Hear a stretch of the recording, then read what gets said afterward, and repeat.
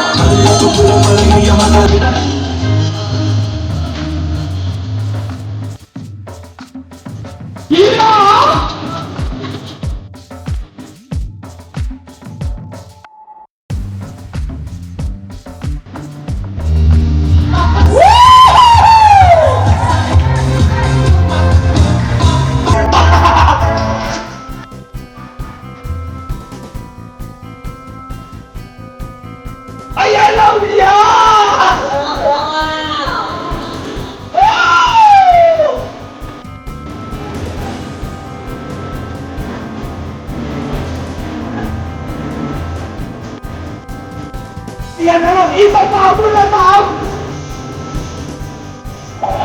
Wake me up, body focus, we change. Wake me up, body focus, don't miss me. Para naman ang practice! Oh, yeah!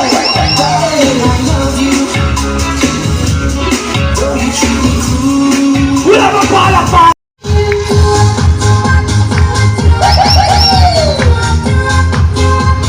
Huwag ka na magtago sa likod! At eto na, kanina pa tayo kinakausap, DJ, ni Ma'am Mari B. Ayan na, nakikipagkontrato kay Chloe. See you shake it and turn the music up when the bass. Oh! I think this one!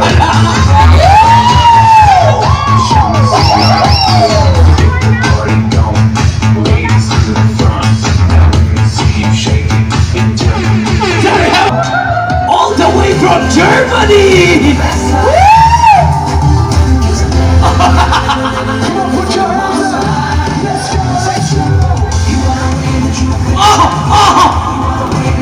Hindi bumiyahe ng dagat siya, ma.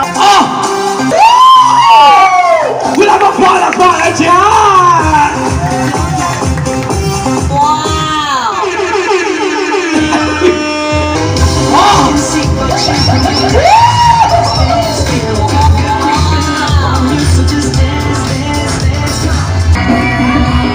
Go, Elias!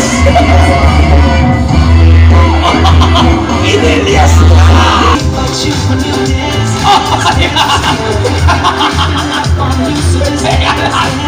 Sandali! Kapapasok lang, DJ! Alright!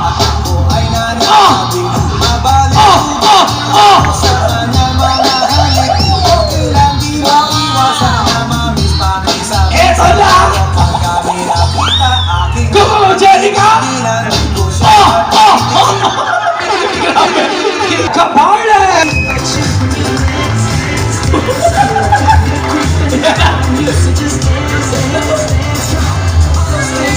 Napaka-aga mo naman pumaytay! Kaya! Ay, kabisado nila!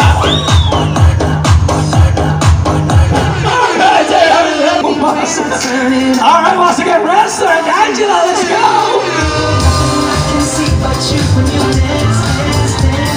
Talaga!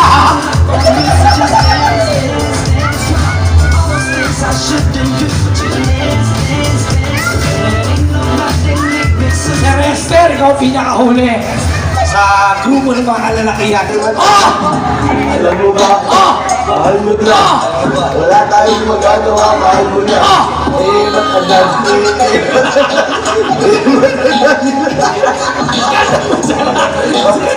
mahal mo na. Wala tayong magagawa, mahal mo na. Kaya! Sir Esther,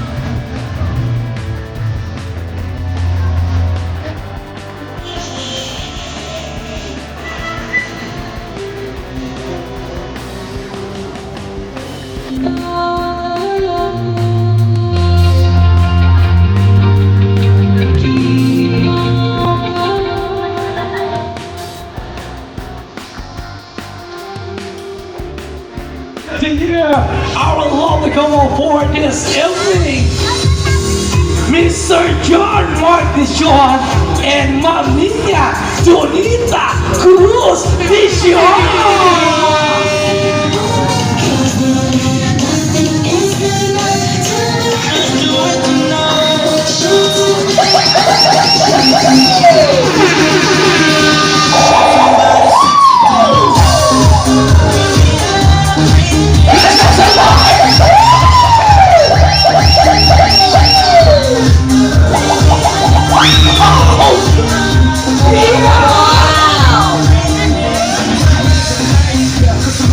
Grabe sa energy! Abay, palimutan niyo po! Asan yung abay na lalaki, abay na babae? Palimutan niyo po ang mag-asawa! Asan yung abay, parang tayo?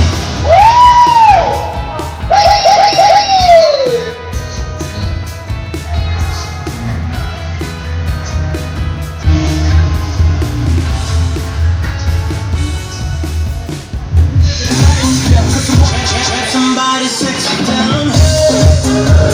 Once again, this is Joel! Mr. and Mrs. Dishon! Para mga lalaki, guys!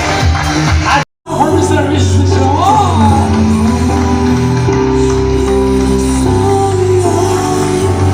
Keeps my heart going. Knowing I'm with you. Can't keep myself from Focus lang sa inumin, tapos nung pumunta ako sa kusina ng bahay ng friend ko, yung baso na hawak ay nahulog sa sahig at nabasag at nasugatan ako. Bigla-bigla naman walang dalawang isip, nilapitan ako ni Nina at inasikaso yung sugat ko. Nakala mo napakatagal na namin magkakilala. Pero sa totoo lang, first meet pa lang namin yon. Ang next meet namin ay nung birthday ko, in-invite ko siya hanggang sa palagi ko na siyang dinadaanan sa work. Naka-college student pa lang ako nung panahon na yon. Tapos nagsimula na magpadala ng food sa kanya for lunch na ako mismo ang nagluluto. At pagsundo sa kanya after work, medyo mabilis ang pangyayari dahil naging palagay na ang loob ko sa kanya. Kasi mabait siya at di naman niya ako sinusungitan. At doon na nagtuloy-tuloy hanggang November 19, 2013. Ma-question, nung nasugatan siya agad-agad,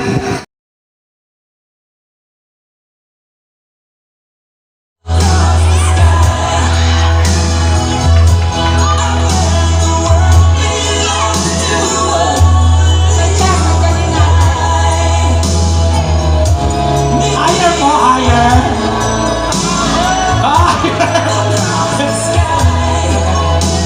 Ay, teka lang. Nabitin daw kami, isa pa daw.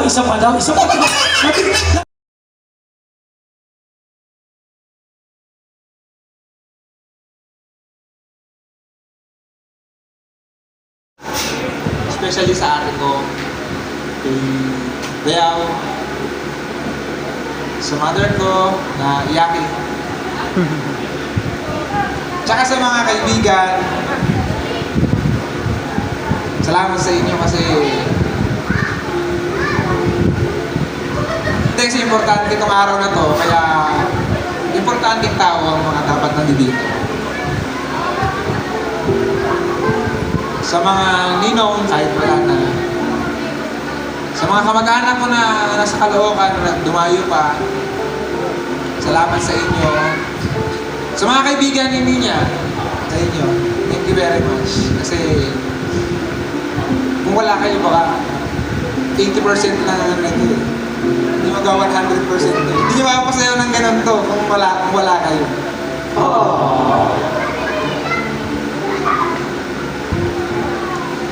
Tsaka, kila ate, kila kuya, Rainier, Sheldon, si Andrew, mga kapatid ni Ninya, thank you rin sa inyo.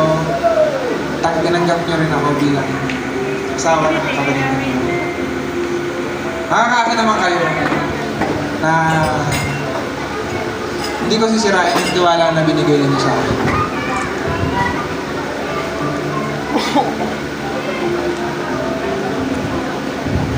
Tsaka sa papa ko nakikikot. Thank you pa.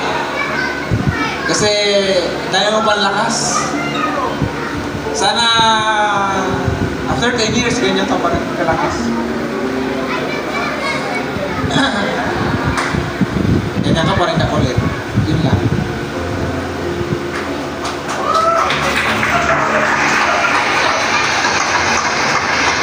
Sa mga nakakilala sa akin kasi alam mo na hindi ba talaga ako mamumang tao. Pasensya na. Pero ito, sabi ko, ano nga, ay hindi, nakasawa ko ulit. Kaya yung talagang kumakausap sa akin. Talagang makapag-sulat. Pero ito na sabihin ko, thank you sa lahat ng pumunta po at nag-stay pa hanggang ngayon. Unang-una po, thank you sa Panginoon natin sa taas.